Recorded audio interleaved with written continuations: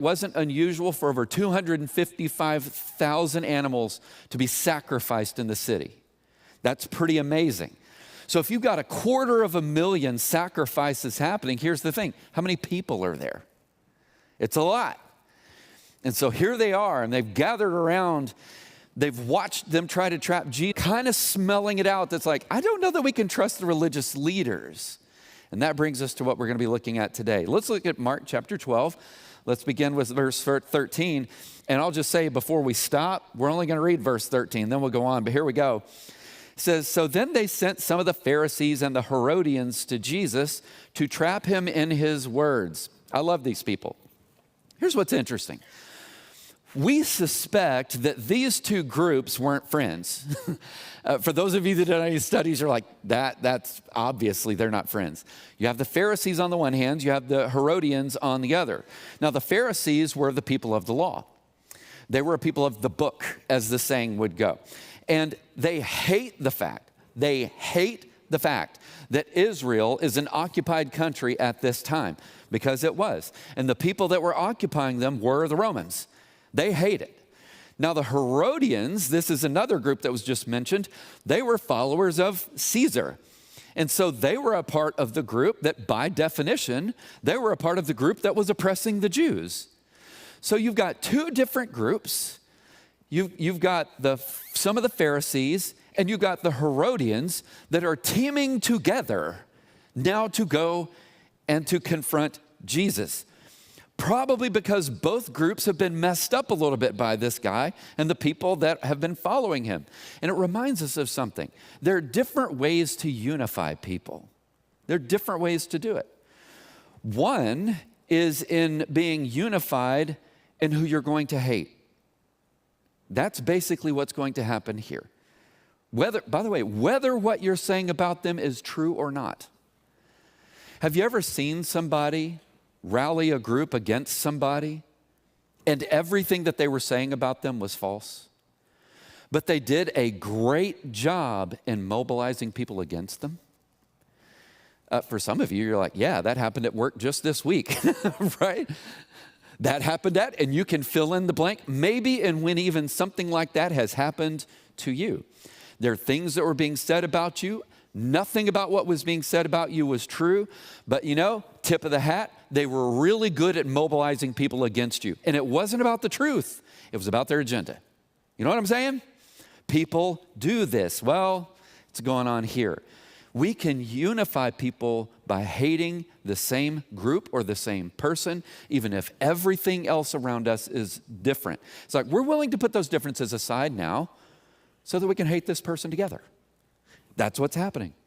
So let me give you a little bit of history so that this will all make sense. I'm going to say something a little bit obvious. Taxes are not great. I thought that I would get a reaction when I said that. Now, actually, here's the thing. There's some benefits to taxes, right? I mean, you ride on roads. We like our police. We like our military. We like our firefighters. I'm happy for all of that. I just get a little bit tired of the abuse of those things. And all God's people said, thank you for responding to that. That was the obvious truth, right? Taxes aren't great, but imagine being a Jew at this time. The taxes include, they had to pay a temple tax. You're like, okay, I'm getting hit there. They would go to the local HEB to get some shawarma, and they'd get taxed for that. You're like, okay, I just paid taxes there. Maybe if in ancient Israel they were like Texas, or I think every state in the United States, you get to pay a property tax, which means you own everything on the land, you just don't own the land. That is what's happening there, by the way, right? You don't actually own the land. Got it? So we get to pay property taxes every year. That's a ton of fun. Here's another thought. They also didn't just pay a temple tax. They would pay a poll tax. That's great, which was 1 day's wage, and you paid it to Caesar as a tribute. Now, imagine having to pay 1 day's wage to Vladimir Putin. All right, you're starting to get it a little bit. That probably isn't going to settle very well with you. It didn't settle very well with them either.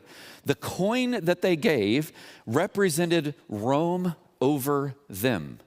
You get it? It's like, you will pay this to us. Now, you also have to remember this. You remember the 10 Commandments.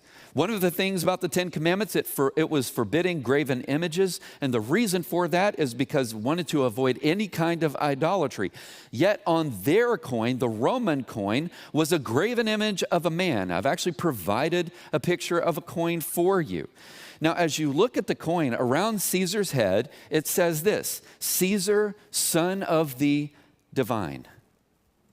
All right, that might catch your attention if you're a believer in God, because they're actually equating the Caesar to being a son of God. And on the other side of the coin, as you look at it, it says the words Pontus Maxim, which means high priest. So on one side of the coin, you have them comparing the Caesar to a son of God, and on the flip side of the coin is saying he's also your high priest. Now, how would you feel about that? How would you feel about that? So their oppressor, think about this, their oppressor claims to be both divine and their priest. And this is why everybody was expecting back then that the Savior, whoever the Messiah was going to be, and I'm talking specifically Jewish people, they expected them to overthrow Rome. These are some of the reasons why they felt that way. But also, the moment that Jesus is recognized as the Messiah, he's our guy. And the way that they're talking about him, he's going to overthrow you guys. Are y'all with me so far? This is what would happen. The second that they recognize him like that, that's the moment that Rome could set out to execute him. Just like that. This is one of the reasons that you find at times Jesus saying, hey, don't go talk about me just yet. It's not time. It's because it could trigger a response from Rome, and his death would immediately, they would be looking to execute him immediately. So, verse 14. Did y'all get that background? Y'all feel good about it so far? Good, you need it.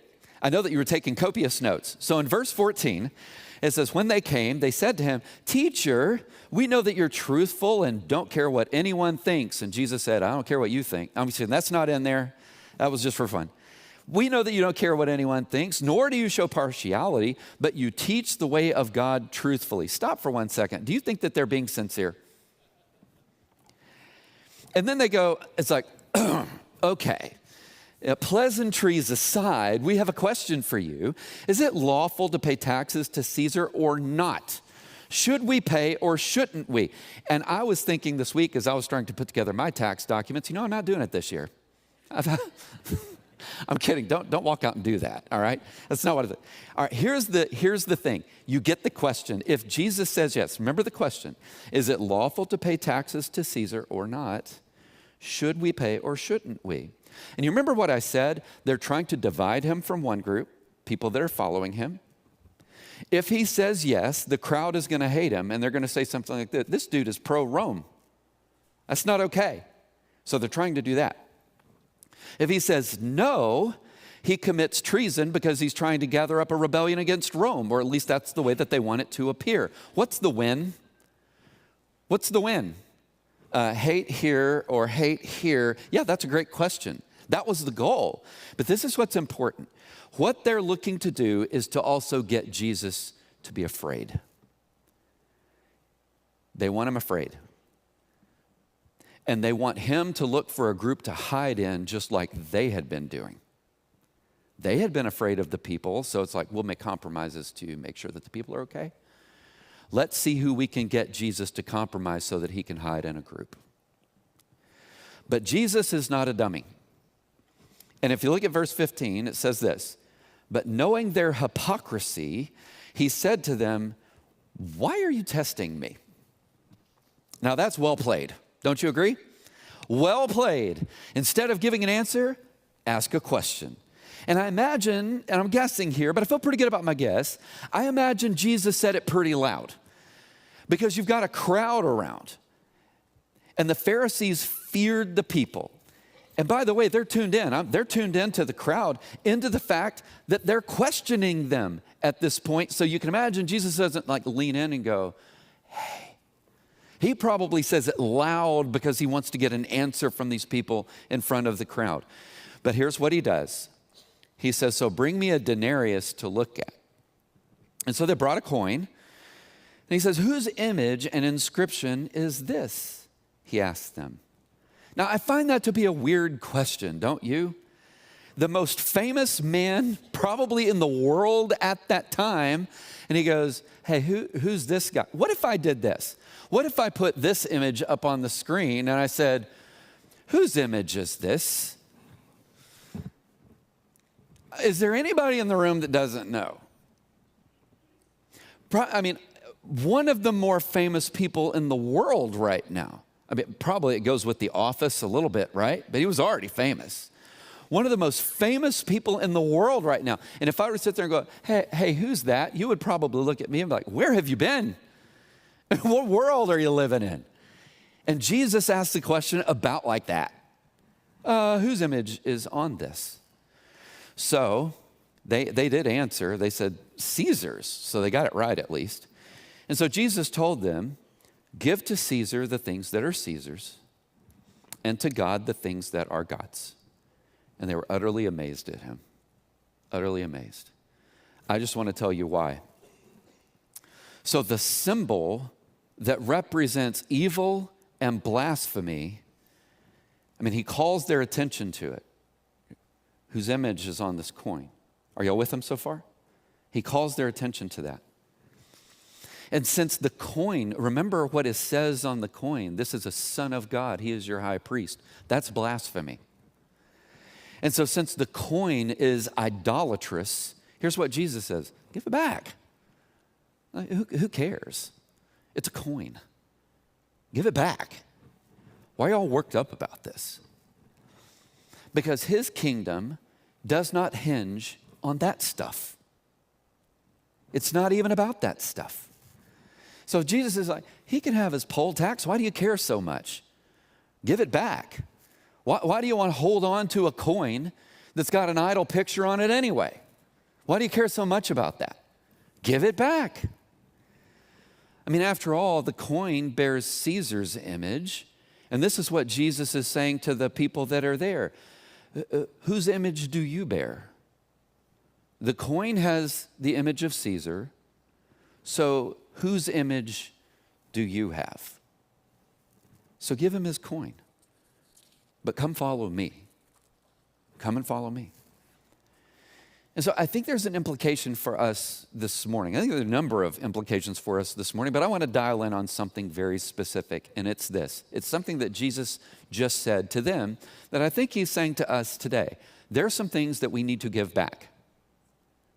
There are just some things that we need to give back. And we need to give thought to what we need to give back so that we can follow Jesus. What do you need to give back? What coin are you holding on to that is basically your idol, that so long as you grip it, it's got a hold on you?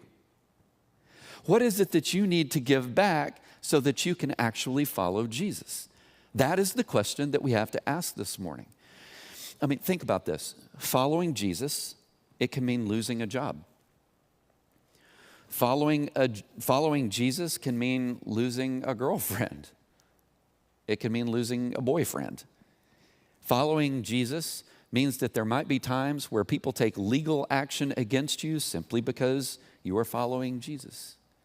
And if you think about it, not too long down the road in the Gospel of Mark, you know, Jesus living the life that he lived is going to cause his death. The most persecuted people group in the world right now are Christians. Nobody's wondering that. It's not a question.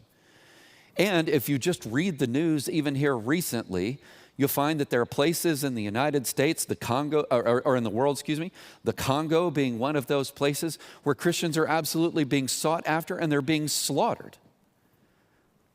And one of the great testimonies that I was just reading a little over a week ago was one man that when he was pulled out and they said, you are going to deny Christ, he said, that is never going to happen. And they killed him. Following Jesus might cost us even that. It might cost us even that. So for what do we think that this story is about? One of the things I can tell you that it's not about is taxes. I was joking with you at the beginning in case you missed it. It's not about taxes. It's about who gets me. Who gets me? all of me. Who gets me? I want you to notice something. On the very same day that this was going down, on the very same day, if you just scooch a couple of verses over in Mark chapter 12, this is what it says, starting in verse 28. It says, a scribe heard them debating and saw Jesus answered everything well. I love that. You have a scribe, one of the learned people of his time. And he's like, Jesus is like nailing these people to the wall. He's answering them really well.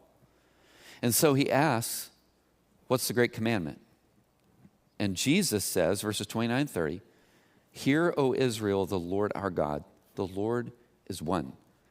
Love the Lord your God with all of your heart, with all of your soul, with all of your mind, and with all of your strength. And then as you look down, it says, and love your neighbor as yourself. The Pharisees are supposed to be the people of the book. These are supposed to be the people of the law. And what Jesus exposes is that they're actually not. They're actually not. Love the Lord your God with all of your heart, with all of your soul, with all of your mind, with all of your strength. I'm just going to throw this out there, friends. There's nothing left of you after that. That is all you've got. Love God like that, with all you've got. And what this means is deep down, it's tapping into something, a question that we have to answer. And the question is where is our actual allegiance? Where is our allegiance? Because that's what faith actually means.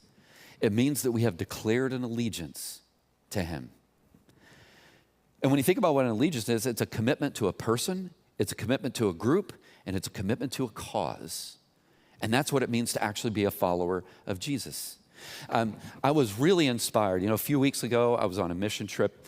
And as I went into the Middle East, from Central Asia into the Middle East, I had the opportunity to go into the poorest part of Israel. And as I was sitting down, I had an opportunity to meet a pastor that is working among it's a Muslim group. That's all that's there.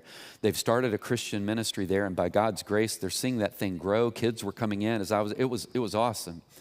But I remember having a side conversation with him when we kind of needed to step out so that they could teach the kids. And I was really impressed with this guy's spirit and his heart and his commitment to Jesus, because this is some hard work that he's doing. But he doesn't just do the mission there. He's also been a pastor. But in a conversation with him, he said, I made a very difficult decision to leave the church that I was pastoring. And I said, well, what did you do that for? And he said, well, here's why. He said, I've been pastoring them for years on what it actually means to be a follower of Jesus. And after years, none of them were doing anything different than what they were doing before. And so I just told them on a Sunday morning, this is a gathering, this isn't a church. This is not a church. There are certain things that churches do. There are certain beliefs that churches have. And you say that you have this belief, but you're doing nothing. And so none of you are actually following Jesus the way that Jesus says to follow me. And so my days are kind of short, and so I'm going to go do something else and see if I can find some people that will. And out he went. And I'm here to tell you the same thing for me today. I'm kidding. Y'all are great. But what a moment. What a moment. Now, he might actually have another church has reached out to him, but he's like, I was fully committed to this mission. I'm not quitting this mission. God has put me in an amazing place. Think about this. Where's his allegiance? I don't think anybody in this room is wondering it. Anybody in this room wondering this? Who does he have loyalty to? It's Jesus. Nobody wonders it. They have burned his cars down multiple times. He just keeps showing up. This man inspires me. He's committed to a person, he's committed to a group, and he's committed to a cause. That man won't quit. That is allegiance. That is loyalty. And this is the other thing that Jesus is trying to say. Hey, give the coin back. Why? Because a competing allegiance doesn't work. It doesn't work. On the one hand, it's saying, hey, show some declaration of loyalty to the world and Jesus. It won't work. It won't work. And yet we break our backs every week to try to make it work. Today can be an inflection point for us where we say, enough of that. It is time to give him what he's been asking for all along.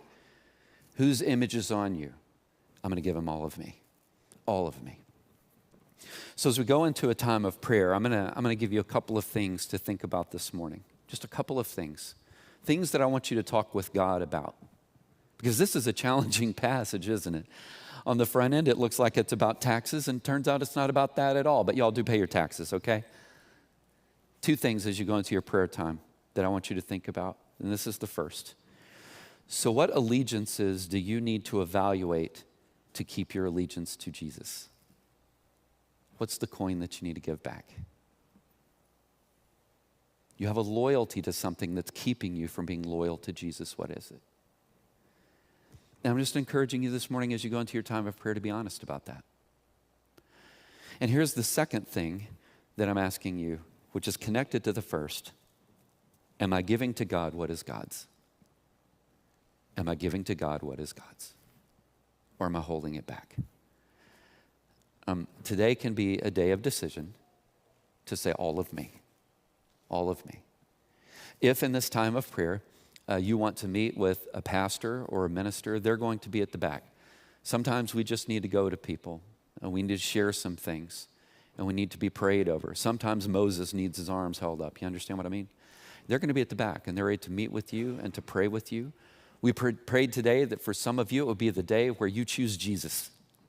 Here's something that we believe as church, and I believe it about myself. I'm a sinner. But the good news is I believe all of you are too. So the good news is we're all in the same boat here.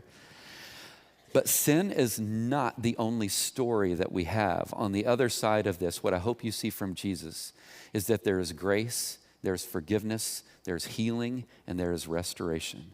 All who call on the name of the Lord will be saved. That is a promise from his word to you today. All you have to do is call on Jesus. I'm going to give you just a couple of minutes where you're at. And I want you to have some time in prayer. And then we're going to worship him. Let's pray.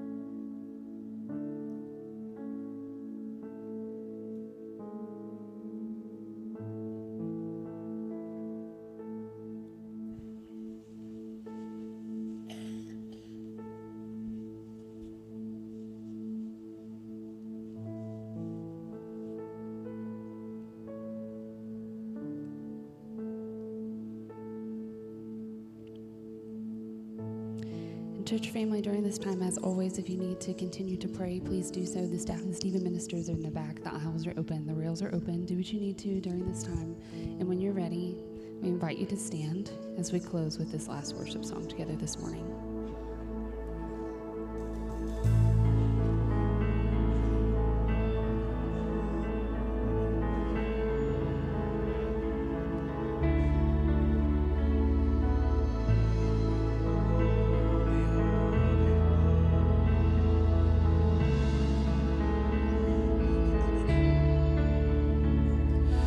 Gathered at the highest throne,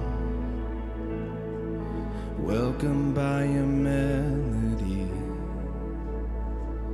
an anthem I have always known, a song that's always been me. All glory and honor, dominion and power to you. A million angels fall, face down on the floor, all to echo, holy is the Lord. My heart can't help but sing, with all of heaven roar, forever echo, holy is the Lord. Oh, oh, forever echo, holy is the Lord. Memorized by every heart, written in eternity, every lifted voice apart, joining in the symphony. All glory and honor, dominion and power to you. Oh, all wisdom and wonder belong to no other but you. A million angels fall, face down on the floor, all to echo, holy is the Lord. My heart can't help but sing, with all of heaven roar, forever echo, holy is the Lord. Oh, oh, forever echo, holy is the Lord. Oh, forever echo, holy is the Lord. You're holy, holy, holy, yeah. Worthy,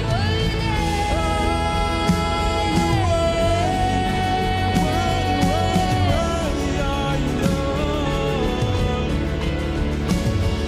Standing at the end of time, there before the throne of grace, majesty before my eyes, I let it take my breath away.